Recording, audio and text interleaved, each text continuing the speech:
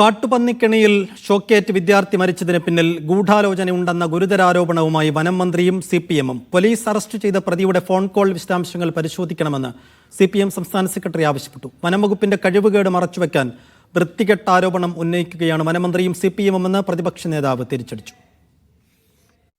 നിലമ്പൂർ ഉപതെരഞ്ഞെടുപ്പിലുണ്ടായ പുതിയ രാഷ്ട്രീയ ചർച്ചയാണ് വിദ്യാർത്ഥിയുടെ ഷോക്കേറ്റുള്ള മരണം.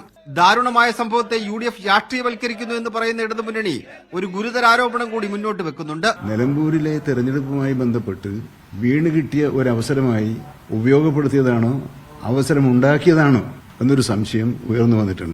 കെണിവെച്ച് പോലീസ് അറസ്റ്റിലായ പ്രതിയുടെ ഫോൺ കോൾ വിശദാംശങ്ങൾ പരിശോധിക്കണമെന്ന് CPM സംസ്ഥാന സെക്രട്ടറി MB ഗോവിന്ദൻ.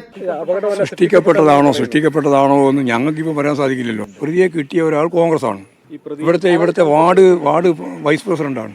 അതേ നാണയത്തിൽ തിരിച്ചടിക്കുകയാണ് പ്രതിപക്ഷം.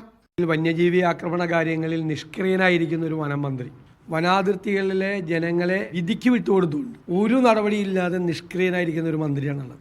ഗൂഢാലോചന ആരോപിച്ച വനമന്ത്രി നിലമ്പൂരിലെ ജനതയോട് മാപ്പ് പറയണമെന്ന് UDF സ്ഥാനാർത്ഥി ആര്യാടൻ ഷൗക്കത്ത്. എത്ര നിരുത്തരവാദിത്തപരമാണ് പറയുന്നത്. അതിന് മന്ത്രി മാപ്പ് പറയണം എന്നാണ് ഞങ്ങൾ ആവശ്യപ്പെടുന്നത്. ക്ഷേമ പെൻഷൻ മുതൽ മലപ്പുറം പരാമർശം വരെ ചർച്ചയാകുന്ന നിലമ്പൂരിൽ പുതിയ തലത്തിലേക്ക് പോവുകയാണ് പ്രചരണ വിഷയങ്ങൾ. മീഡിയ 1 നിലമ്പൂർ.